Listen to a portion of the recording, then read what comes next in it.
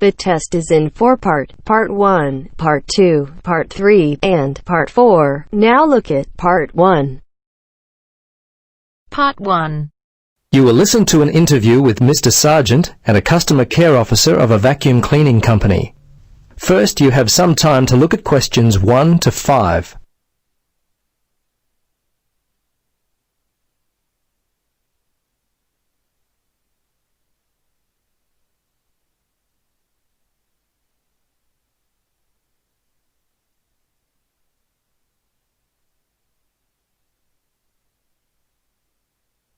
Now, listen carefully and answer questions 1 to 5. Hello. Yes, hello. It's Tom Burlinson calling from Clean It Vacuum Cleaners. Mr. Sargent, is it? Yes. I understand you recently purchased a vacuum from us. Is that correct? Yes, that's right. Well, this is simply a call to find out if you've been happy with your purchase. Our company prides itself on its after-sales service. Just because you've bought from us doesn't mean you're no longer important to us. Could you spare a few moments to answer some questions? Sure. How long will this take? Well, not long at all, Mr. Sargent. Usually only about 3 or 4 minutes. Okay. What would you like to know? Okay, great. I'll just go through the survey form and if you'll just bear with me, this shouldn't take long at all. Okay, first question. Which model did you purchase and when? Yes, it was the super cleaner. We bought it about 2 weeks ago. Let's see, it was a Monday, I think, because my wife's birthday was on the Sunday, 24th. That would make it the 25th. Yes, August the 25th. Okay. Now, do you remember the name of the salesperson? Was he worth remembering? Yes, his name was Jim. My wife and I were very impressed with him. He was a great source of information, very helpful. Great. I'll make sure that your kind words about Jim are passed on to him. Okay, now let's see. Yes. Have you purchased any other products from us this year? Oh, let's see. Of course, we bought the super cleaner. I think that's all. Well, we bought some vacuum bags with it as well.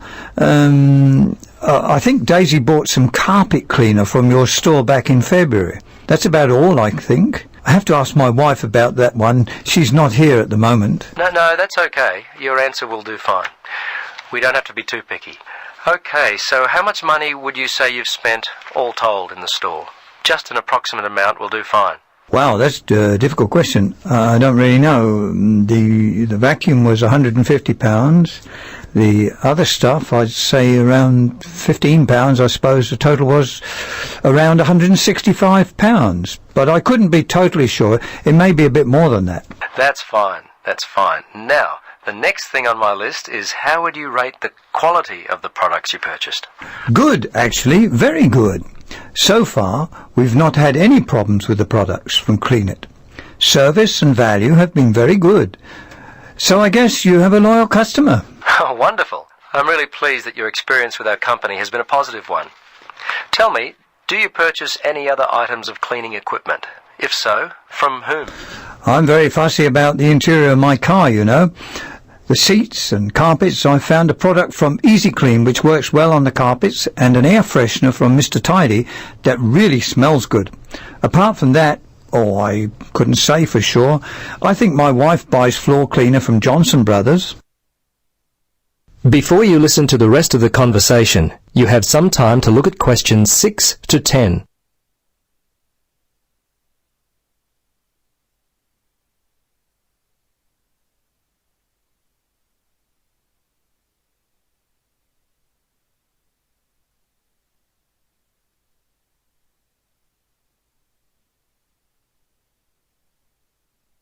Now listen and answer questions 6 to 10.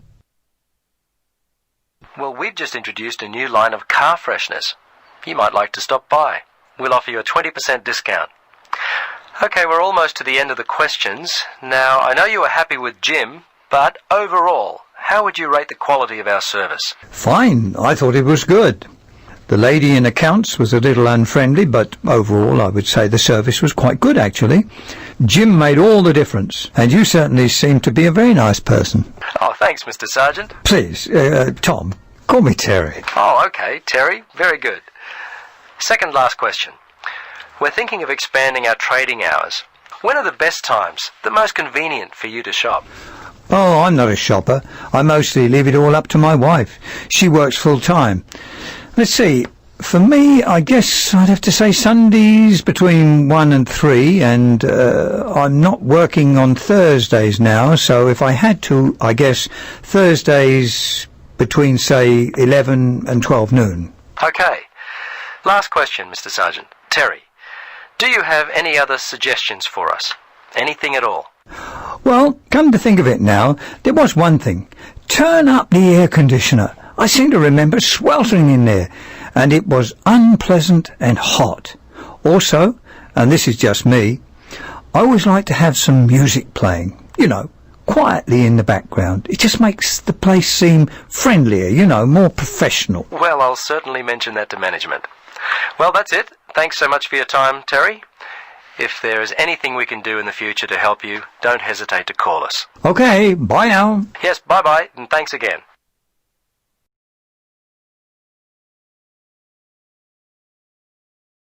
That is the end of part 1.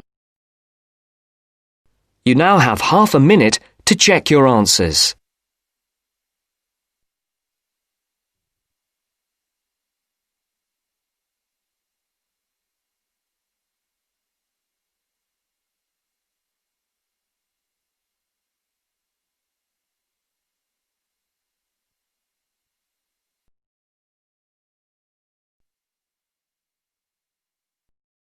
Now turns to part 2.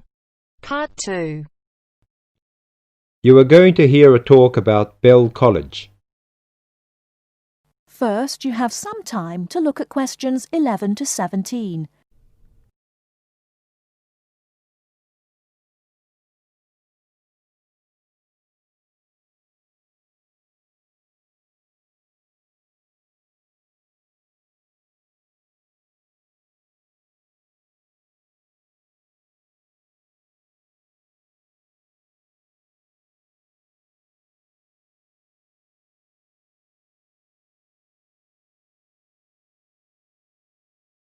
Now, listen carefully and answer questions 11 to 17.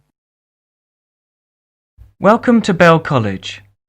The aims of the college is to foster the growth of international understanding through the provision of a high-standard educational course. Second, the college is based in a residential setting for adult students from abroad. And last is to make a positive contribution to the development of teaching English as a foreign language. Bell College is one of a group of schools run by the Bell Educational Trust, a non-profit-making educational foundation. The college offers an attractive environment for study and leisure for students aged 18 or over. 160 students live in comfortable single and twin study bedrooms on the campus, and a further 70 or 80 with carefully selected local families. The excellent common room facilities in the college are matched by the extensive gardens and sports fields. Superb academic facilities, including a modern learning centre and library and sophisticated computer networks, are available for students' use in class hours and in the evenings and at weekends. A wide range of courses is offered in 3 areas: the main English programme, teacher training, and English for specific purposes. The teaching staff are highly qualified native speakers with wide experience of working in schools, colleges, and universities in many parts of the world. Living in an international community of 30 or more nationalities is an important part of the Bell College experience. Before you hear the rest of the talk, you have some time to look at questions 18 to 20.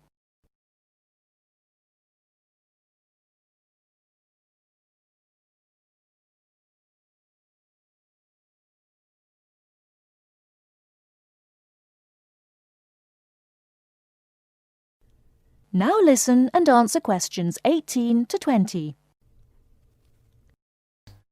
The main English programme, teacher training, and English for specific purposes. The teaching staff are highly qualified native speakers with wide experience of working in schools, colleges, and universities in many parts of the world. Living in an international community of 30 or more nationalities is an important part of the Bell College experience. Great stress is laid on pastoral care, and the college has its own medical centre. A busy and interesting programme of sporting, cultural and social activities is provided in the evenings and at weekends, with excursions to many parts of Britain.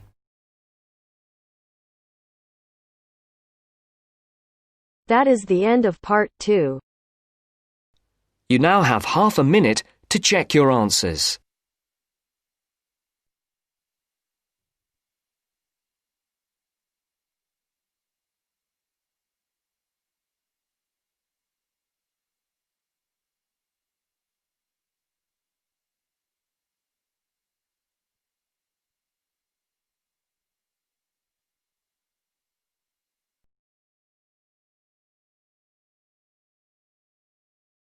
Now turns to part 3. Part 3.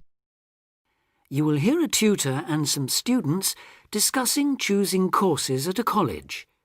First, you have some time to look at questions 21 to 24.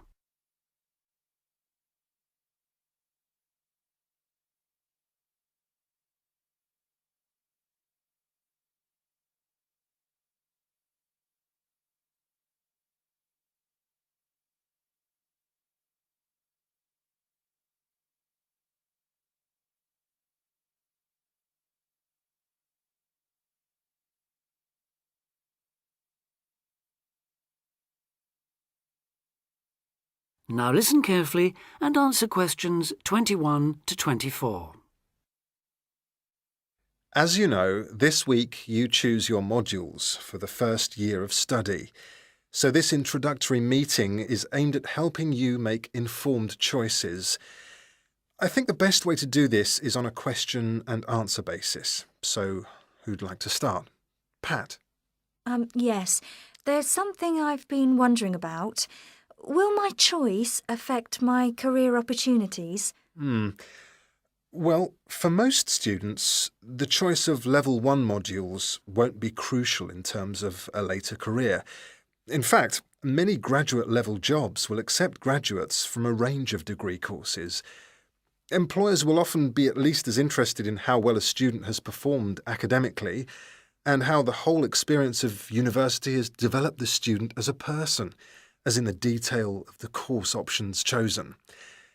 Selecting modules that will interest you and in which you think you will be particularly successful is therefore also likely to make good sense in career terms. On certain degree courses, though, module choice can be important. This applies mainly to vocational courses, where the degree confers an accredited professional training as well as university education. Usually the modules students are required to take will include all those needed to meet those professional requirements. Your academic department, in this case chemical and process engineering, and the university's career service will be able to advise you, and will be pleased to help you sort out anything you're not certain about. Right. Before you hear the rest of the discussion, you have some time to look at questions 25 to 30.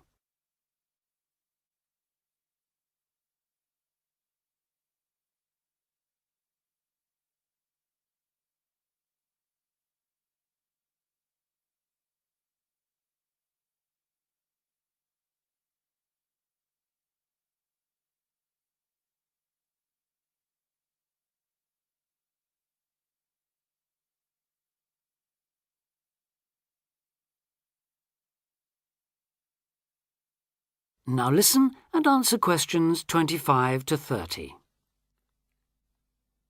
I'd like to ask a few things about the Applied Chemical Engineering module. Fine. What would you like to know? Well, apart from the work on practical engineering, what other topics are covered? Some that might surprise you. One that students always seem to like includes interviewing techniques, presentation skills, and producing written reports. They sound interesting. How are they taught? Through lectures, practical classes, and personal tutorials. Applied chemical engineering lasts all year, of course, so there's plenty of time. And what about assessment? Through project work, usually, or dissertation. Not exams as such. Is that the same for the information technology part of the module? Yes. Things like word processing and learning to create spreadsheets are tested in a similar way on this module. That's not the case in some other modules, is it? No, it isn't. Are you thinking of any in particular? Yes, I'm considering doing fluid mechanics. Ah. The work on flow analysis looks interesting and I like the look of some of the other topics too. So, how is that module tested? That's one of those which still uses written exams. The sit-down, formal type, I'm afraid. Oh, that doesn't matter. I quite like that kind, as it happens. Pat, you've got a question. Yes. I was wondering about Science 1 in chemical engineering. How is that organised? It's a bit different from other modules, isn't it? Yes, it aims to give the necessary basis of physics and biology for those students who haven't studied the relevant subjects at A-level or equivalent. In practice, it means that students who have already studied physics are excused the physics lectures, while those who've done biology are exempt from attending the biology lectures. In the second part of the module, you're assessed on your project work in one of those subjects. And does the teaching approach differ too? Yes, particularly in one respect. You're encouraged to learn by working out the solutions to problems for yourself. I like the sound of that. OK. Anything else? Yes, I believe it's possible to do a modern language as part of the course. Can you tell me a bit about the Spanish 1A module? Certainly. The main emphasis in 1A is on understanding and speaking, but students also learn to carry out some straightforward reading and writing tasks. Basic aspects of grammar are also introduced and practiced. The module comprises 36 hours of class contact, mainly in tutorial groups of 16 to 20, and students are expected to do approximately 64 hours of private study. It sounds interesting. I did some Spanish at the Cervantes Institute last year. Passed an exam, in fact. Ah, I'm afraid that means you can't do 1A. Oh. The regulations say this module may not be taken by students with a qualification in Spanish, though you could do 1B. That is the end of part 3. You now have half a minute to check your answers.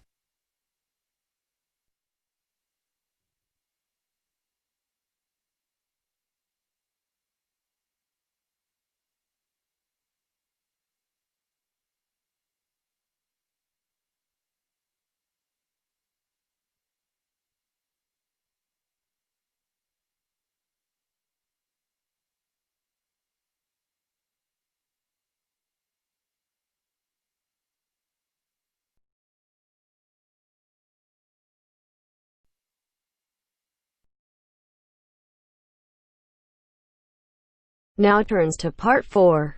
Part 4. You will hear a lecture about customer psychology. First, you have some time to look at questions 31 to 40.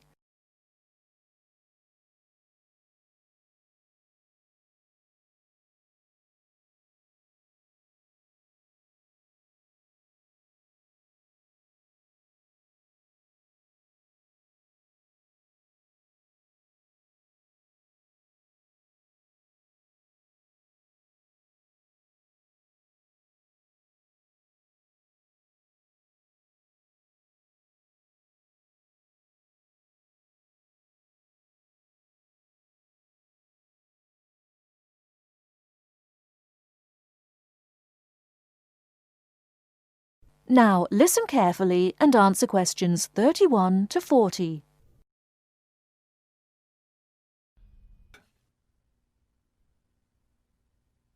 An understanding of customer psychology is an invaluable aid for retailers looking for ways to increase sales. Much can be done to the store environment to encourage shoppers to linger longer and spend more money. The first aspect to consider is the physical organisation of the store. Placement of merchandise has a great deal of influence on what customers buy. For example, a common practice among retailers is to place the store's best-selling merchandise near the back of the store. In order to get to these popular items from the front entrance, customers have to walk down aisles filled with merchandise that they might not see otherwise. Carpets are also used to direct customers through particular areas of the store. Retailers choose carpets not only for their decorative or comfort value, but also because lines or other types of patterns in the carpets can subtly guide shoppers in certain directions. Besides encouraging shoppers to go to certain areas of the store, retailers also want to keep them in the store longer. One way to do this is to provide comfortable seating throughout the store, but not too close to the doors. This gives customers a chance to rest and then continue shopping.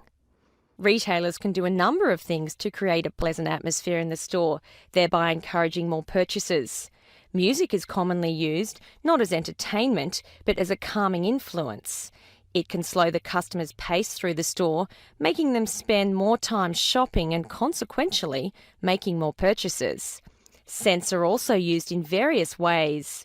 Everyone has had the experience of being drawn into a bakery by the smell of fresh bread. Experiments have been done with other types of scents as well. For example, the scent of vanilla has been used to increase sales in clothing stores. Use of colour is another important aspect of store environment. Certain colours can affect behaviour as well as mood. Light purple, for example, has been found to have an interesting effect on customer behaviour. People shopping in an environment where light purple is the predominating colour seem to spend money more than shoppers in other environments. Orange is a colour that's often used in fast food restaurants. It encourages customers to leave faster, making room for the next group of diners. Blue, on the other hand, is a calming colour. It gives customers a sense of security, so it's a good colour for any business to use. In addition to using colour to create mood and affect customer behaviour, colour can also be used to attract certain kinds of customers to a business. Stores that cater to a younger clientele should use bold, bright colours, which tend to be attractive to younger people. Stores that are interested in attracting an older clientele will have more success with soft, subtle colours, as older people find these colours more appealing. That is the end of part 4. You now have half a minute to check your answers.